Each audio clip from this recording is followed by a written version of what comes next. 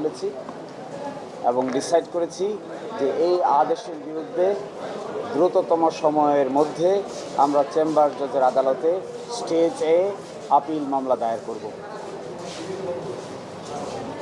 আমাদের যতটুকু অভিজ্ঞতা আছে, যেহেতু পিটিশনার তার পিটিশনে ডাকসুর নির্বাচন স্থগিত চান নাই, না চাওয়া সত্ত্বেও হাইকোর্ট বিভাগ ডাকসুর নির্বাচন স্থগিত করেছেন।